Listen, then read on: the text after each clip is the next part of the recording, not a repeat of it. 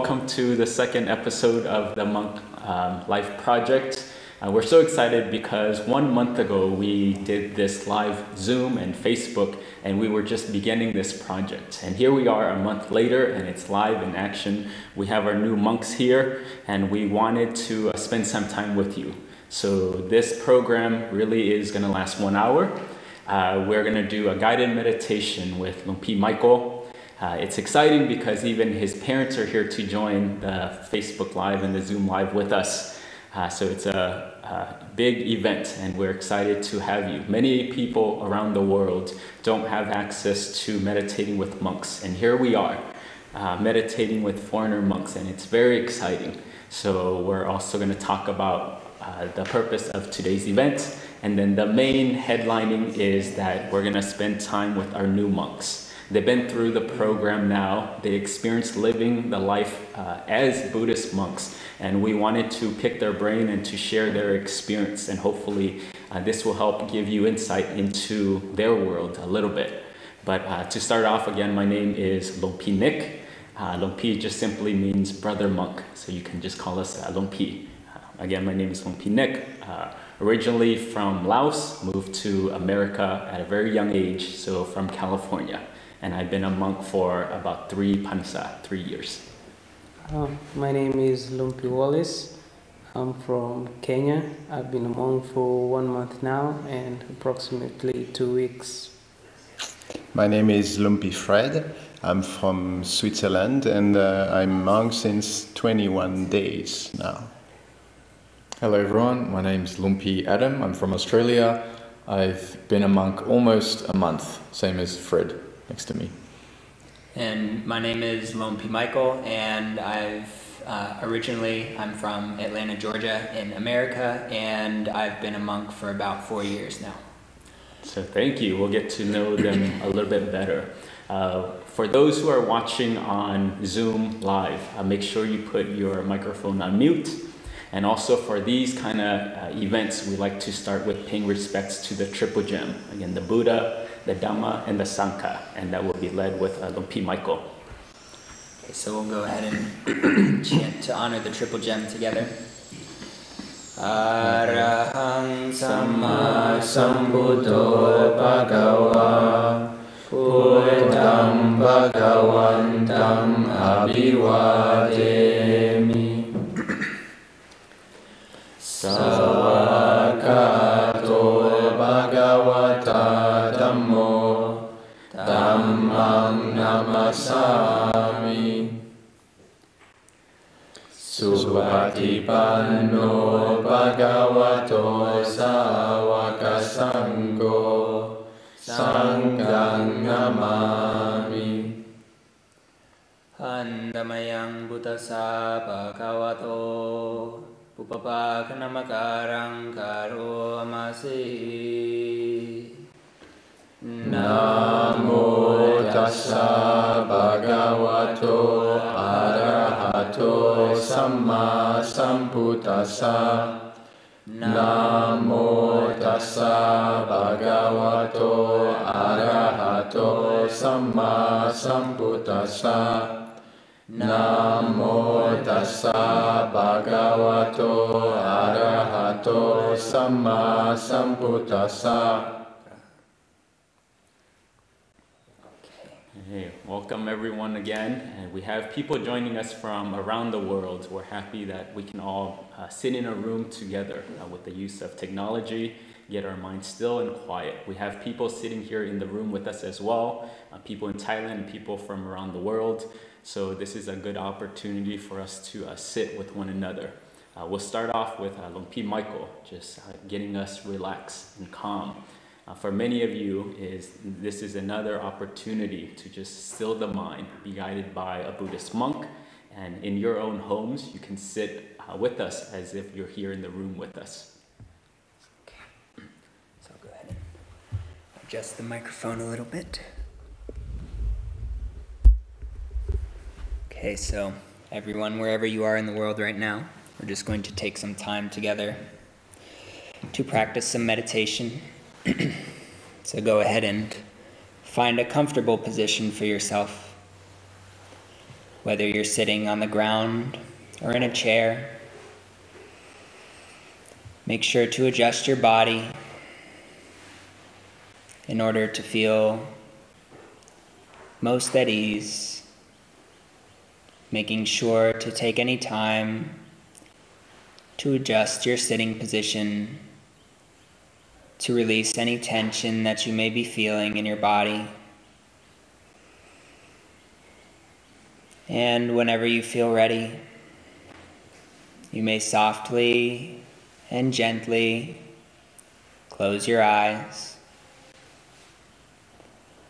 closing your eyes in much the same way you would as if you were about to fall asleep. The way in which we close our eyes can set the tone for the rest of our meditation. So we make sure that if we feel any tension or heaviness within our eyelids, that we take a moment to open our eyes once more, releasing and relaxing any tension or heaviness, and then closing our eyes again as softly and as gently as possible. And allow yourself to take a few deep cleansing breaths, filling up your lungs with oxygen, allowing that freshness to radiate throughout your body and mind. And with every exhale, letting go of any tension, of any thoughts, worries, plans for the future. Simply allowing the breath to guide you ever so slowly back into the present moment. Letting go of everything. With every inhale, feeling more peaceful and at ease. And with every exhale, feeling lighter, feeling free, feeling relaxed. You may begin to relax every muscle in your body, starting with the muscles in your forehead, allowing them to relax and loosen, and allowing that relaxation to continue downwards in a slow and water-like way. The muscles in your eyebrows and your eyelids, checking in to make sure that they are closed in the most soft and gentle way possible.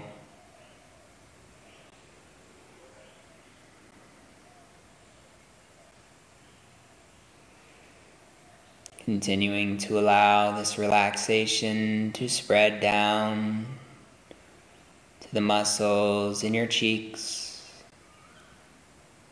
and your jaw, spreading down to your lips and the bottom of your chin. Taking a moment to release any and all remaining tension in the muscles in your face.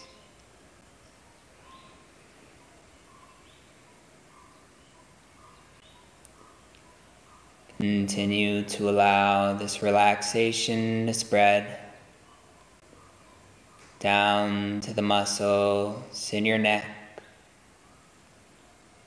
and your throat, spreading down your shoulders, spreading down the lengths of your arms to your elbows, spreading down the lengths of your forearms, past your wrists, spreading down into the palms of your hands and to the tips of every finger.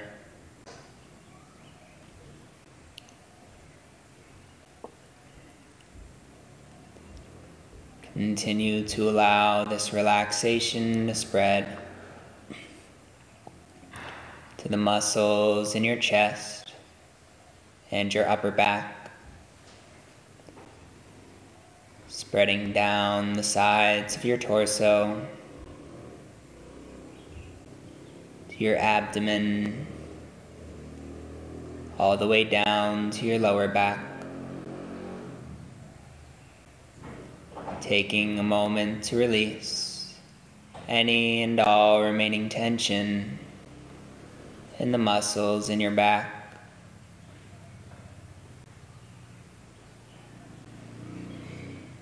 Continue to allow this relaxation to spread down to the muscles in your hips and your buttocks, spreading down the lengths of your thighs, past your knees, spreading down the lengths of your calves and your shins, past your ankles, down the lengths of your feet and to the tips of your toes. Feeling as if all tension and heaviness drained away completely from your body, allowing you to feel light and spacious, hollow and weightless, completely relaxed, allowing this comfortable feeling to grow and expand. Simply allowing your mind to rest, being completely at ease within this comfortable feeling.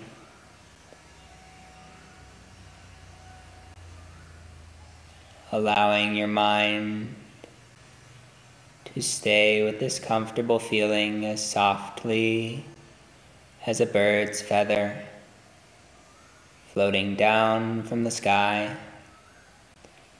to land on the surface of a completely still pond without even causing a single ripple. Maintain your mind in this way, gently and softly with that comfortable feeling, in silence, until we come to the appropriate stopping point.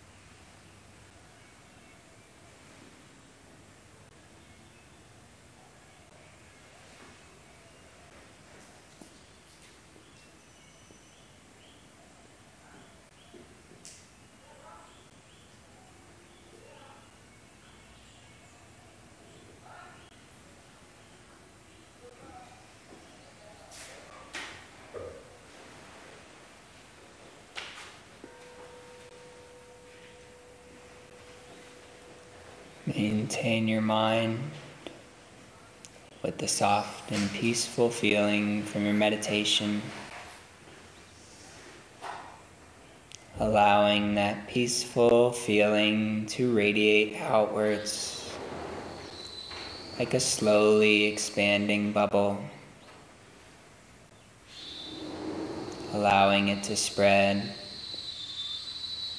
outwards to the room that you're in, allowing that brightness to expand outwards to the surrounding area, to the surrounding state, your surrounding country, and to the entire world, spreading this warm, bright feeling to all beings in the entire world for a few more moments until we receive the blessing and end the meditation.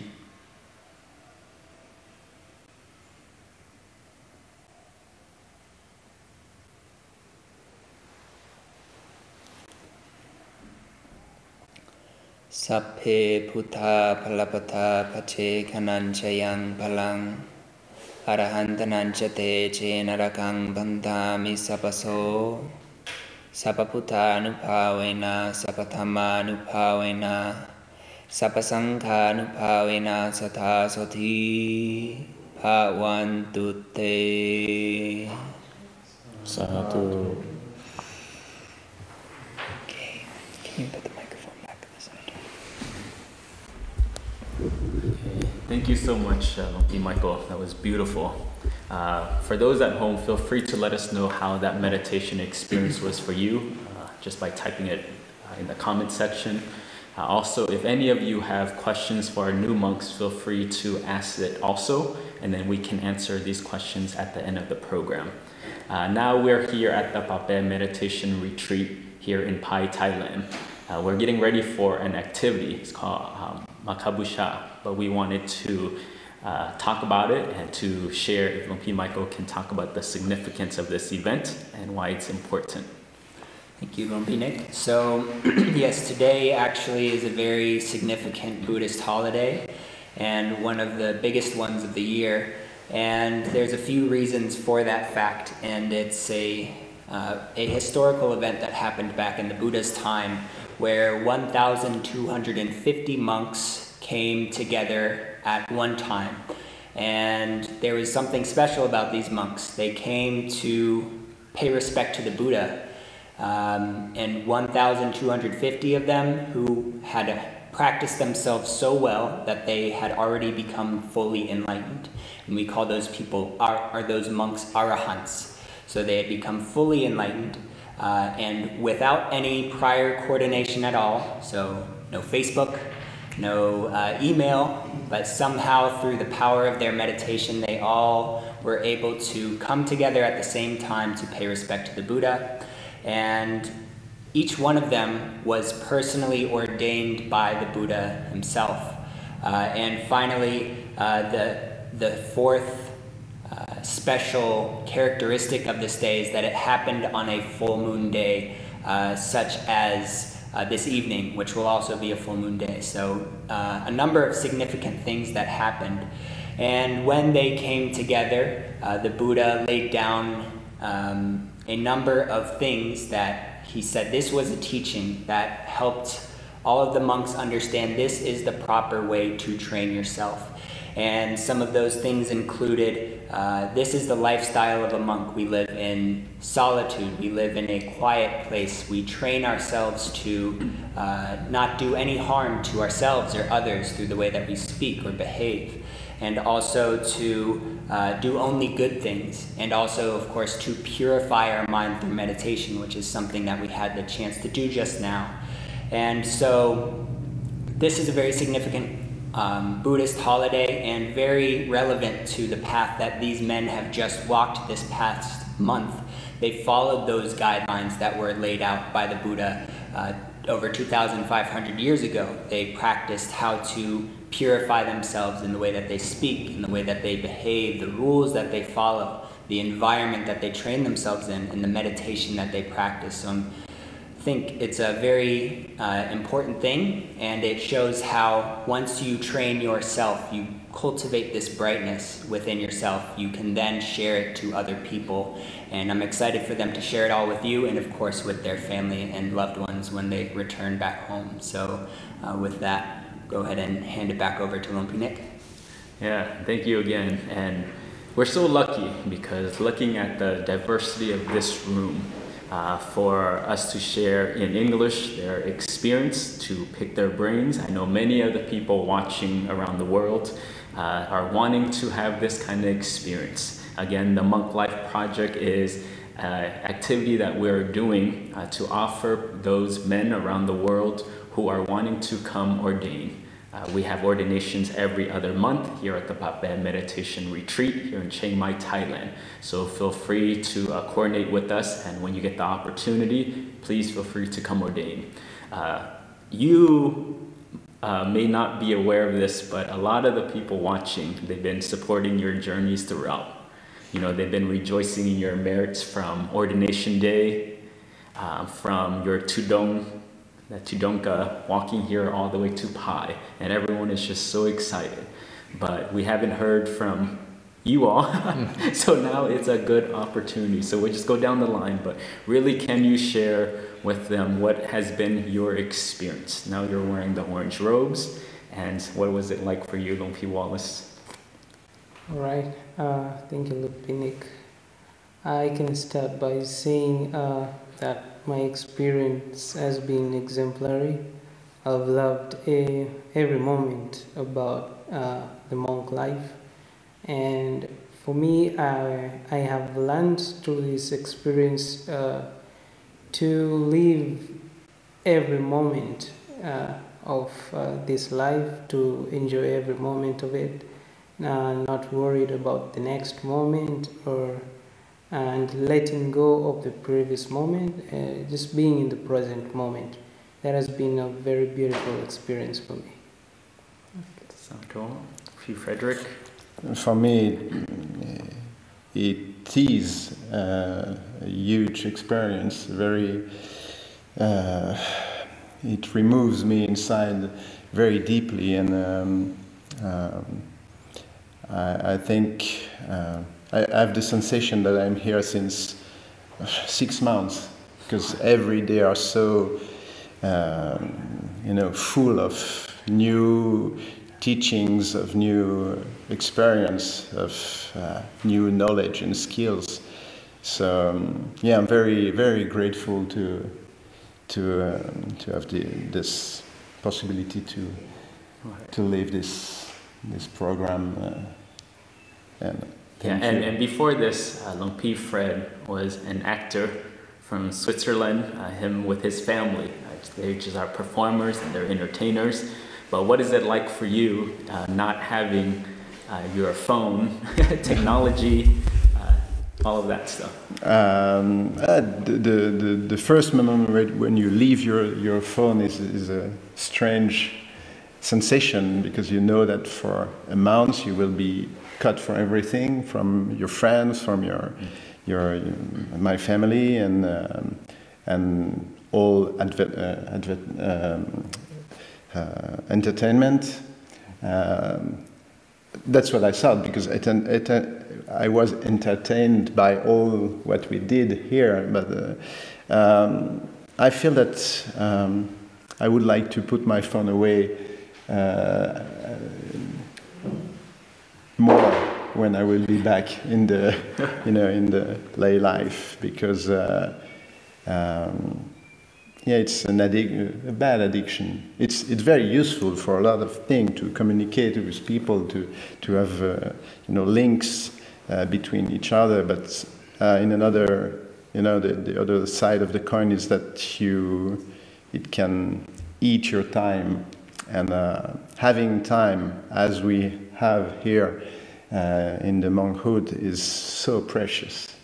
You have the time to be with yourself. You have the time to think about who you are, what your life, you have the time to write, you have the time yeah, so many things. And I think phones are stealing us that time. So I'm happy to put it away, and I think I will do it more for the following. And Lumpi Adam? Thank you, Lumpi Nick. It's been a great experience this past month, and it's been a very, very unique experience as well. I think the project is just so well-rounded that we really get an opportunity to experience all the different aspects of the monk life. We're welcomed into the Sangha, into this community, into this brotherhood, and you can feel that from the very first day. So I'm really grateful that I decided to join. It's definitely a transformational period and experience, and yeah, just very happy, grateful that I've been able to be a part of it. Yeah, so one of the things we can agree on is that monkhood is very transformative. But can you guys share very specific for you, just some of the things that you learned personally about yourself in monkhood? I would say that I have learned now to do things in a consistent ways, most specifically because of the rapoons that come up more often.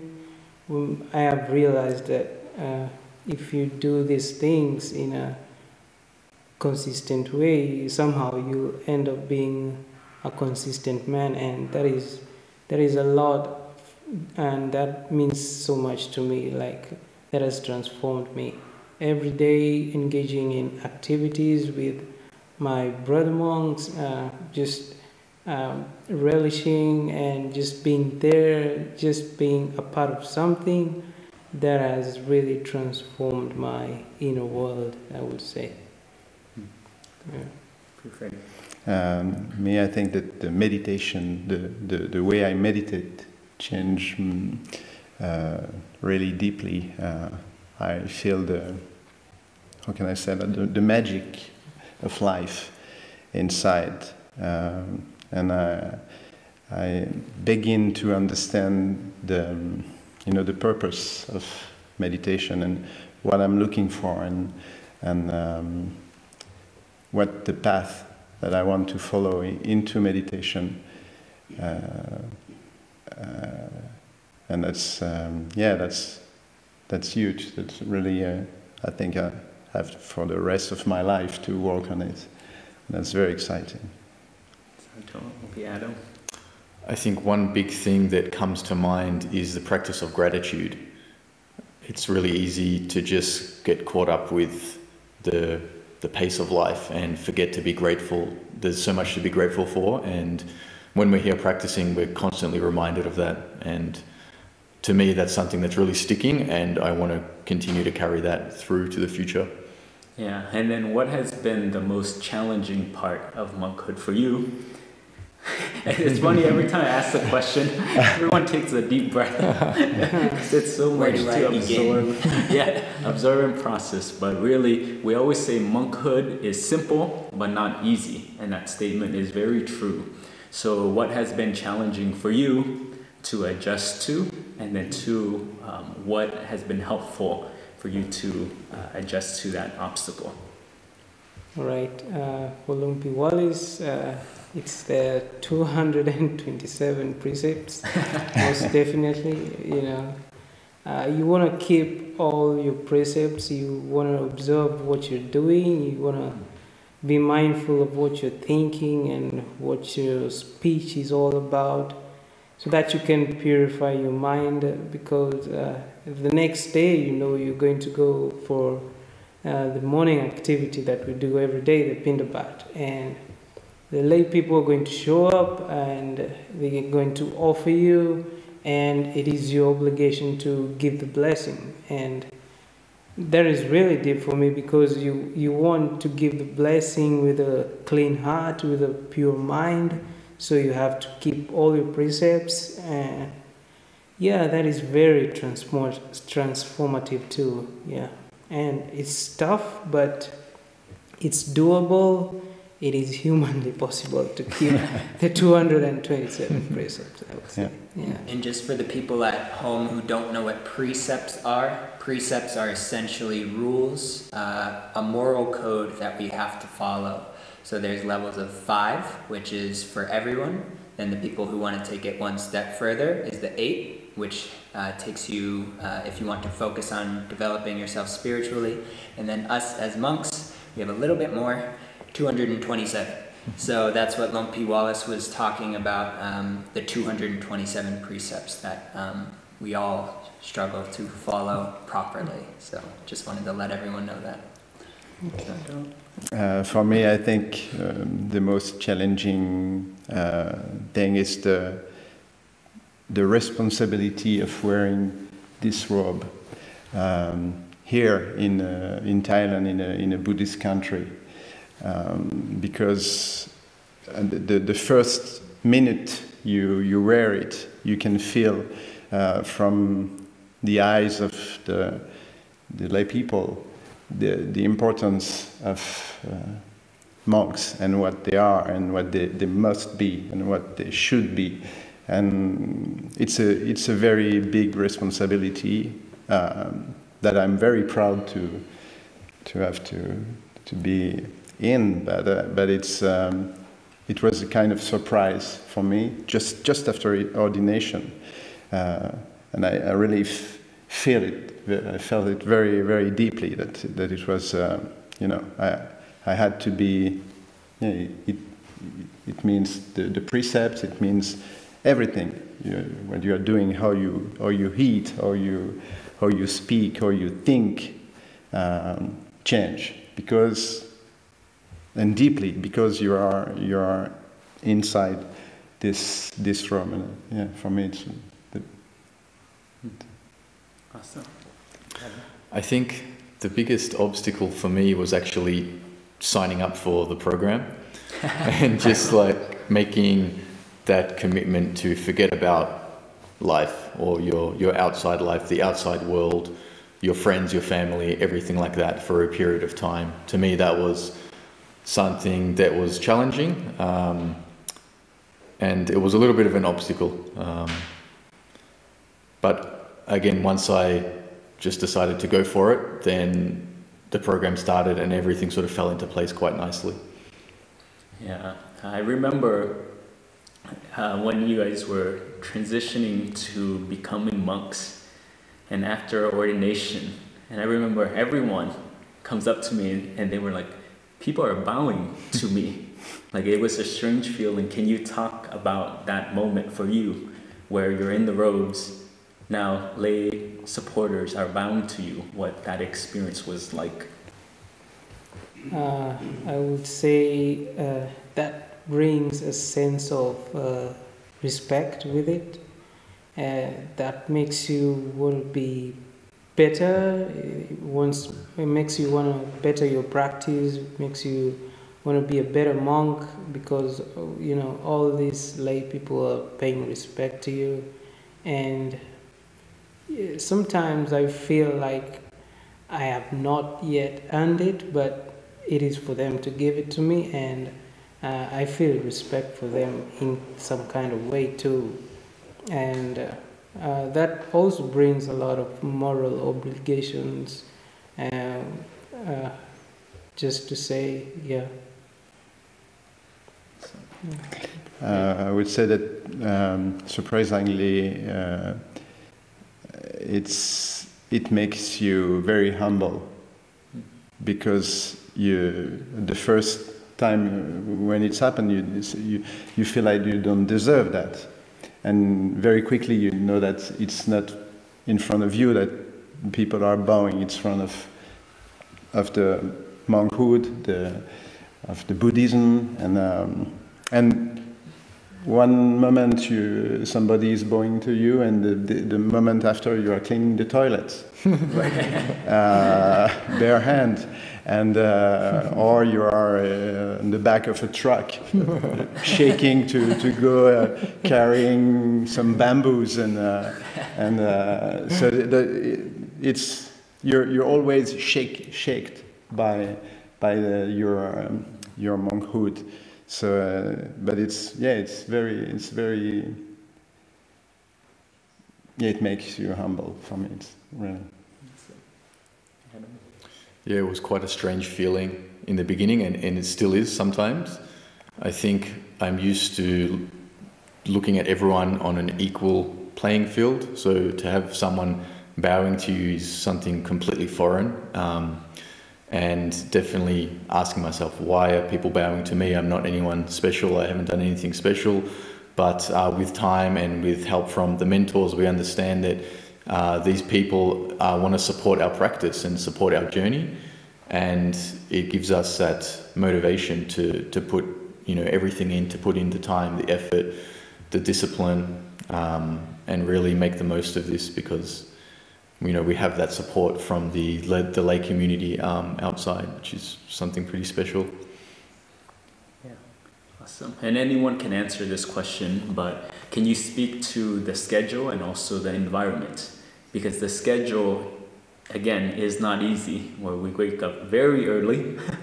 We have meditation sessions, we have Dhamma teachings, we have the daily chores that we need to do, and it's just go, go, go, go. It's very busy.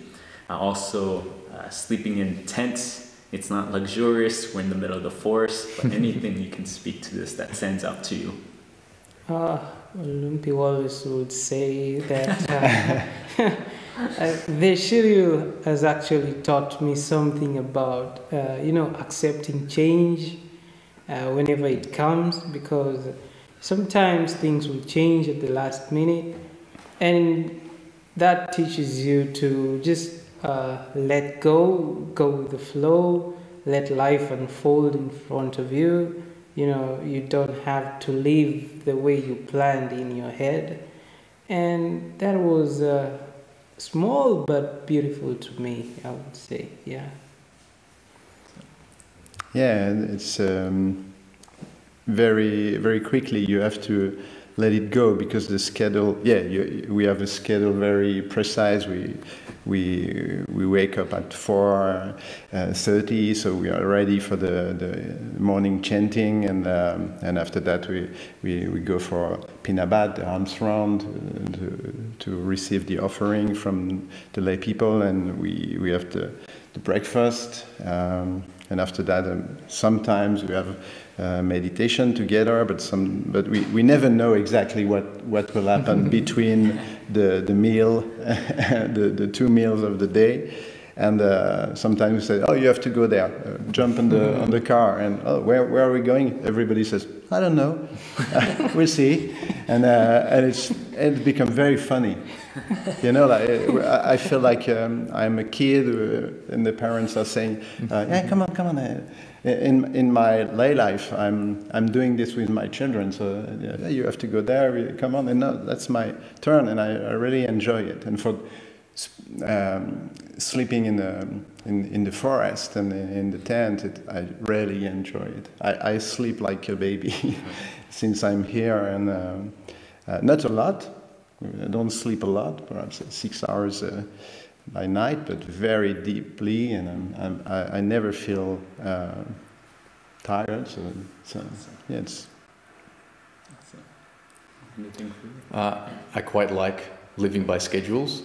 It's something I do a lot in my usual life.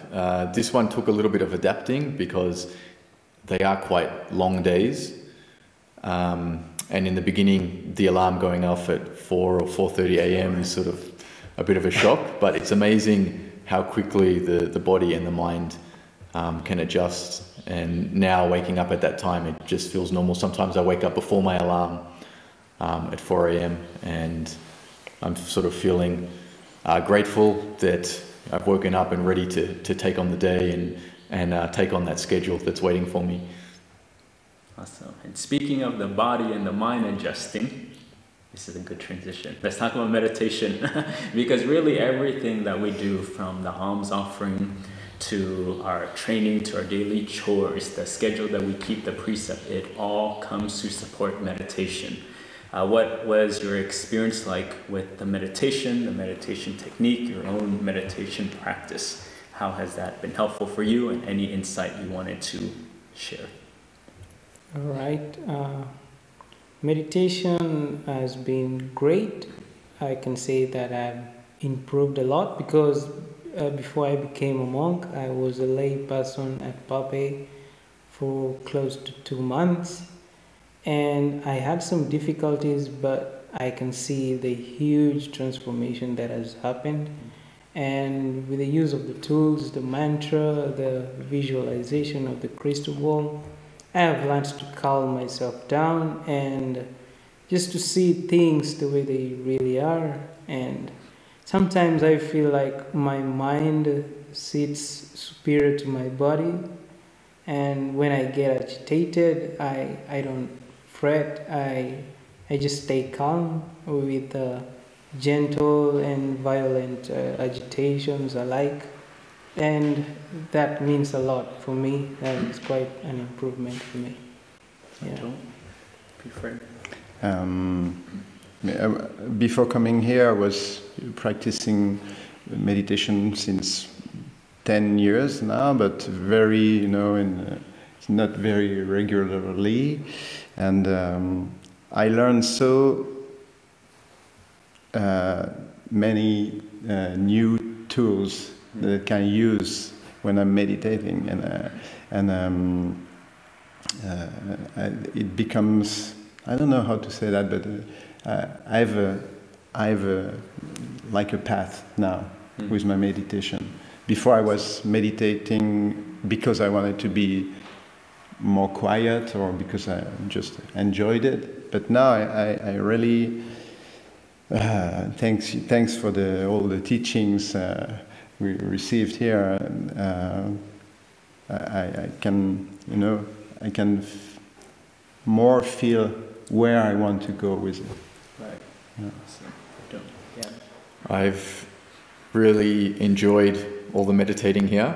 We've been really lucky that our teachers are extremely wise and knowledgeable. So all those nitty-gritty, difficult questions that we need answers, we've been able to ask those questions and get answers, which is really helpful.